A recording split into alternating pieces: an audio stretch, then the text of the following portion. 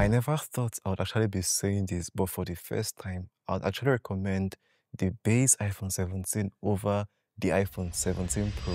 That's right, Apple flipped the script this year. Let's start with the design for the Pros. Honestly, I find it very weird, the new aluminum unibody design for the Pro and the Pro Max. I know Apple moved the flashlight and LiDAR sensors to the far right to make way for the new Tetra Prism modules. But still, for some reason, I feel like the 16 Pro looks cleaner overall, don't you think? Don't get me wrong, the 17 Pro and Pro Max are definitely by far more durable overall, but the 16 Pro still looks cleaner. You can't deny that. Aesthetic-wise, 16 Pro takes the lead over the 17 Pro. Now, here is the big deal when you want to spend $1099 as the starting price for the Pro. The display. For the first time this year, the Pro models do not have an edge over any of the Airs or the base models in terms of display.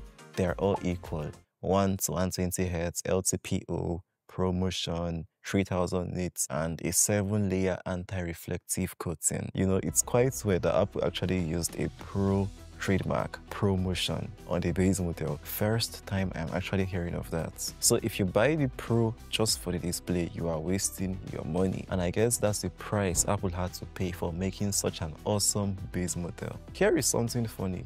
The 17 Pro starts at $1099 for the 256 gig model. 17 Pro Max as well starts at I think $1199 for the 256 gig model as well. I'm not complaining. Those are the regular prices we expect, and Apple followed it, just increase the storage and increase the price.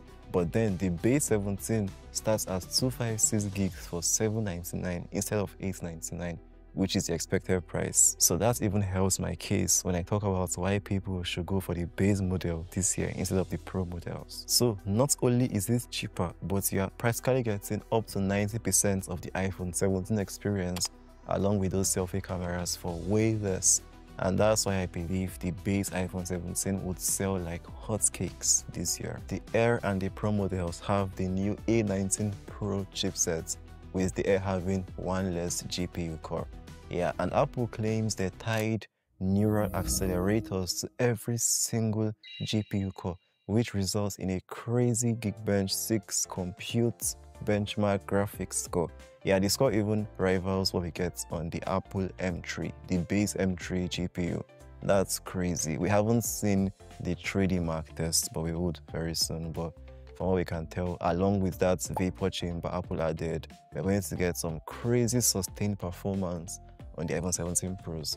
But then it doesn't mean the base 17 can't handle stuff, because when you think about it, last year's 16 Pro could keep up with sustained performance to a very decent level. But the way the 17 Pro is designed, it has a good cooling system in such a way that I can actually call it a gaming phone at this point. Sustained performance aside, which is why I actually hype the vapor chamber, when it comes to the Pro performance of the A19 Pro, I would say it's overkill. Why? On the App Store, there is practically nothing that can even take advantage of something like the A18 Pro chip. Talk more of an M4, so it's like wasted power.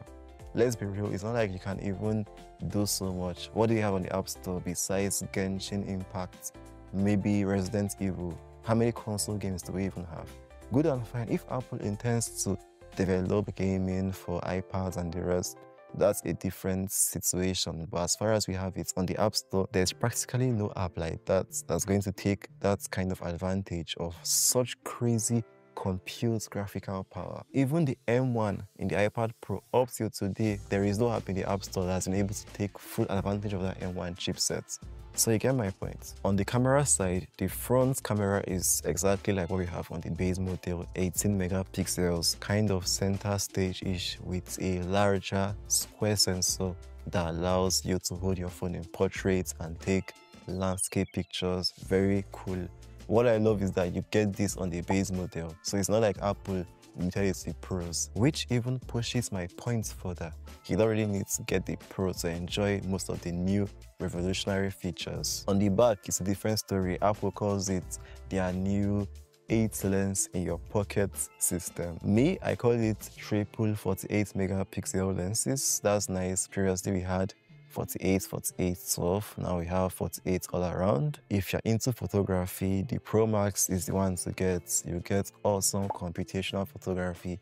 I am not really a camera person, so I can't really go into it. But that doesn't mean that the base 17 wouldn't be a force to reckon with. Think about it, I bet even the S25 Ultra would be able to stand up to the base iPhone 17, especially when you consider that 48 megapixel main sensor. The battery is the real MVP this year. Battery and charging. Apple finally took advantage of that space for the eSIM, which means for the eSIM models of the 17 Pro Max, we're going to get 5088 mAh. That's crazy. And that comes along with up to 50% in 20 minutes charging. Previously, it was 30. So yeah, the iPhone 17 Pro and Pro Max are absolute beasts and phone killers.